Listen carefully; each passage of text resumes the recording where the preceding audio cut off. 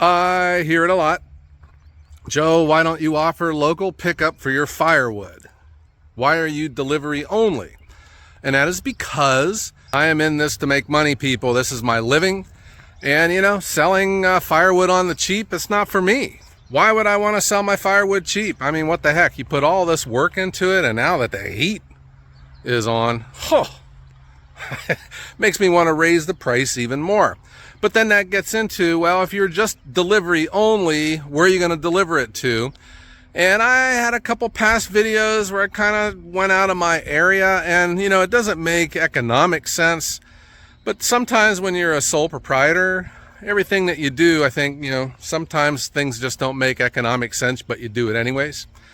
And certainly if I'm going to deliver to like a high profile location, like the Rock and Roll Hall of Fame, college campus, I'll do it.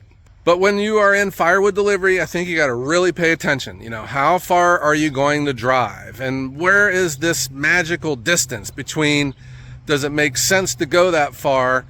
Can you add a delivery fee to it that makes it worth your time? And, you know, for a lot of people that are sensitive about your time, if you're delivering firewood, that means you're not making firewood. So if you are in firewood delivery, you really have to pay attention to your delivery fees. How far are you actually going to go? When does it not make sense to you or make sense to the customer? Are you going to go onto the other side of the valley? Are you going to go onto the other side of your county? How far are you going to go?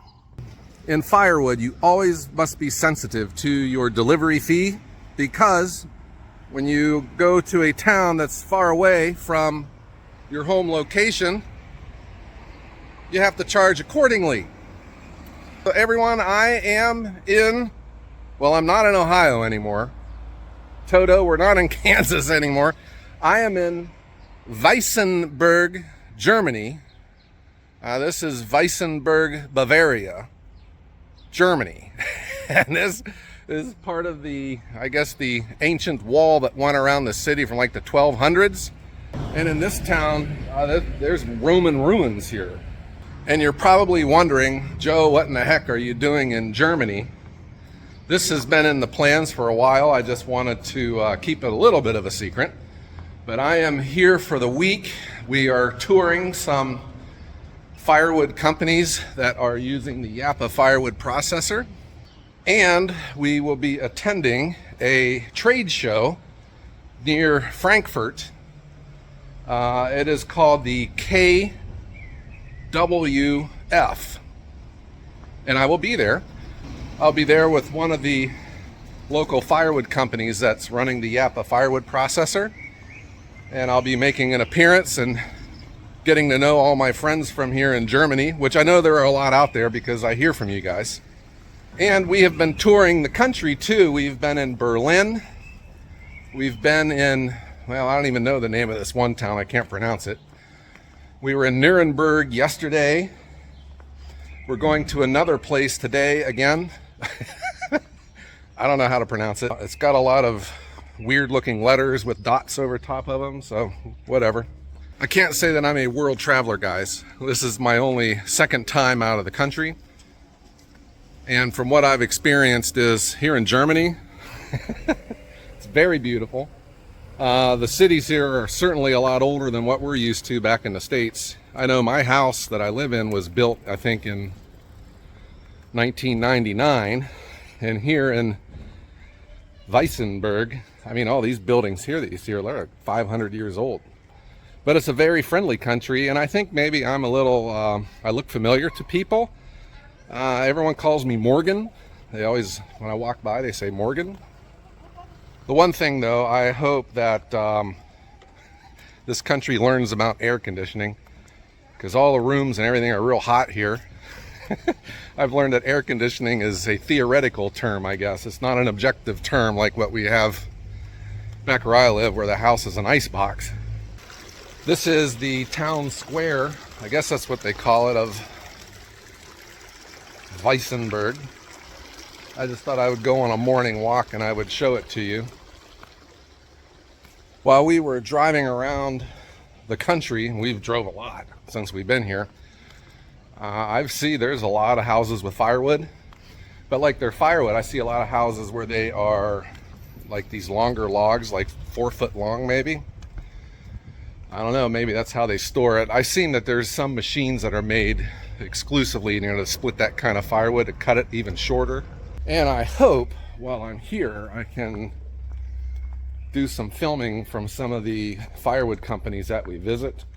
Quite honestly, there was a few that we've been to already where the owner doesn't speak English very well, so it probably wasn't very appropriate for me to interview him to discuss his business. But when appropriate, I will bring you videos of the places that I go to and show you the kind of machines that they have. But I have to be very grateful for Japa from Finland. The Japa team, they are the ones that organized this trip. They're the ones that brought me out here, the ones that are entertaining me, and also the Metsa Machines team in Wisconsin. There's a couple people from that organization here, and I want to introduce you to them at some point during this vacation. Not a vacation, during this working vacation. I was walking up through here and I was thinking, this could be a new firewood delivery vehicle for Ohio Woodburner. I think it looks nice. But I have to say how excited I am to be here, and I am here because of two organizations. With Japa, the firewood processors, I'm out here with a team of those guys, and then with Metsa Machines from Merrill, Wisconsin, and we've been traveling together, seeing the country, and we've been visiting a lot of these firewood companies here in Germany. And they're the ones that's allowing me to get out to this big show out near Frankfurt. I can't remember the name of the town. KWF is the timber show that will be there. And I guess it's kind of like the Paul Bunyan in Ohio that they have out here in Germany. So, where would I be without these guys, and without YouTube, and without you? I remember when I was in Finland a couple years ago, it just starts to hit me about how everything's happened, and here I am in a position to travel like this and see the world, see different parts of the firewood industry, and seeing how it is operated in different countries. It's very enlightening. And I think every time you travel, you improve yourself in a little bit. And that's the way it is with me, because I see how they make firewood in this country, and it makes me to want to do even better when I get back into Ohio. The other thing that happened to me that's really cool, so my best friend in college, he was my old roommate. He was studying abroad. He is from Germany. He was in my wedding, and I hadn't seen him in 25 years. His name was Julian, and I was able to see him while we were out here, and that was real exciting. He, however, couldn't tour the country with us for the rest of the week because he had to go back to his cubicle and get to work. Here is a very old church right here in downtown, and they're doing some repairs to it, but you can see the original part. Such an old town, man. In the States, when you talk about our history, you're back to the early 1700s, I guess 1600s maybe in some places, but over here, old is old, man.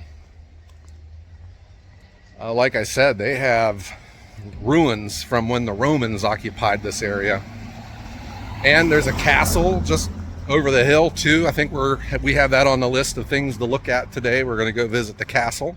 Just super cool how all this looks. People live like this. But especially for a history buff like me, because I'm all into the history, World War II history. We've been visiting a lot of those sites. And what's really cool is that's stuff that I have just seen in textbooks and books that I've read over the years. And I was physically there. That is really cool. And that was just a short trip around the town. We're back to where I started from. I'm on the other side of the wall, the gate that used to protect this city. And our hotel is the hotel that we stayed in is just down here. So I'm going to go get my stuff. We're checking out of this place. We're going to go to a different town, and I will try to do my best to show you the sights and sounds of firewood in Deutschland. I just wanted to show you guys the city, let you know what's going on here in Germany.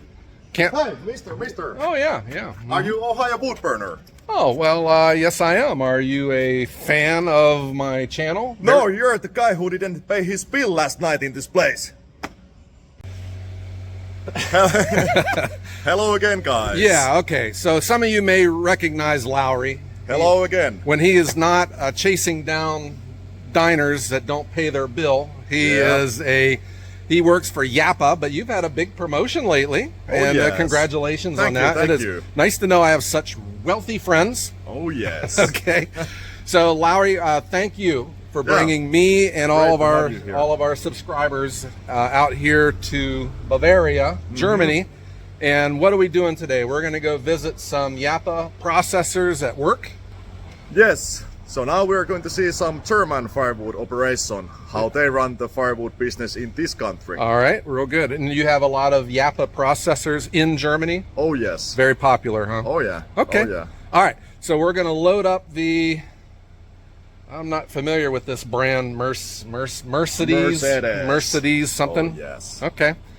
Maybe this would look good as a firewood delivery vehicle. Oh yes. All right, so Definitely. let's load up the Mercedes. We're going to hit the road, and we're going to go visit some firewood places here in Germany. All right, guys. All right. Let's load up. Let's hit the road. Let's hit the road. All right, guys.